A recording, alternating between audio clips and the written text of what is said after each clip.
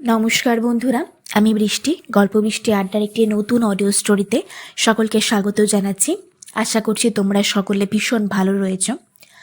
তোমাদের ভালোবাসায় এবং আশীর্বাদে আমিও এখন বেশ ভালোই রয়েছি। মাঝখানে বেশ শরীরটা খারাপ করেছিল আমার। যাই হোক, তোমরা পাশে আছো বলেই আজকে আমি আবার গল্প তোমাদের শোনাতে চলেছি। একটু টালমাটাল হয়ে গেছে অবস্থাটা, কারণ সেইভাবে গল্প বা ভ্লগ শেয়ার করতে পারছি না। তার একটা বিশেষ কারণ রয়েছে, অবশ্যই রয়েছে। একটা বলবো না, বেশ কয়েকটা রয়েছে। আমি একটা ভিডিওর মাধ্যমে খুব শিগগিরই সেটা শেয়ার করব। তো আজকে শনিবারের স্পেশাল যে গল্পটা, গোপাল ভাঁড় সিরিজের একটি গল্প থাকে, তোমরা অনেকে জানো, আর যারা জানো না তাদেরকে আমি আবারও জানিয়ে দিচ্ছি। মঙ্গল, বৃহস্পতি, শনি আসে গোপাল ভাঁড় সিরিজের মজার এবং হাসির গল্প। কিন্তু এই 2 সপ্তাহ ধরে একটু টালমাটাল অবস্থা হয়ে গেছে। কারণটা আমি বললাম, পর একটা কোনো ভিডিওতে জানাবো। তো আজকে বিকাল 5টার বদলে রাত্রি 10টায় আসবে গোপাল ভাঁড় সিরিজের একটি গল্প, চিরিতনের গোলাম। তাহলে বন্ধুরা, আর বেশি সময় নষ্ট করব না কথা বলে, চটপট আমরা গল্পের মধ্যে প্রবেশ করি। গল্পের নাম চিরিতনের গোলাম। একবার শীতকালে মহারাজ কৃষ্ণচন্দ্র গোপালকে নিয়ে তার শ্বশুরালয়ে গিয়েছিলেন।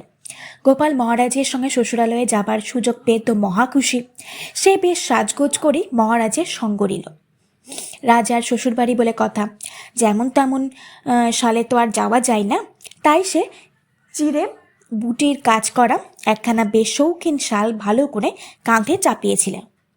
মহারাজ শ্বশুরালয়ে পৌঁছাবার পর মহারাজের এক শালিকা সম্বন্ধীয় স্ত্রীলোক ঠাট্টা করে গোপালকে বলল, এই যে ইনি গোলাম হয়ে এসেছেন নাকি? এই কথার জবাবে চুপ করে বসে থাকার পাত্র তো গোপাল ভাঁড় নয়। তাই সে সঙ্গে সঙ্গে জবাব দেয়, এ হচ্ছে চিরিতনের গোলাম, তাই আপনার পছন্দ হয়ে আপনিও একে ধরে নিতে পারেন। মেয়েটি গোপালের এই কথা শুনে লজ্জা পেয়ে পর্দার আড়ালে অন্তর্হিতা হলো। তাহলে গল্পটা এখানেই সমাপ্ত হলো। খুবই ছোট গল্প। তো আশা করছি তোমাদের ভালো লাগবে। ভালো লাগলে লাইক, কমেন্ট, শেয়ার এবং সাবস্ক্রাইব করে দিও। আমার এখনও পর্যন্ত গলাটা ধরে আছে, প্রচণ্ড পরিমাণে ঠান্ডা লেগে গলা বসে গেছে, তাই একটু বলতে কষ্ট হচ্ছে। তাই একটু কনসিডার করে নিও এবং ক্ষমা চেয়ে নিচ্ছি যে আমি ঠিকমতো গল্প বা ভ্লগ শেয়ার করতে পারছি না।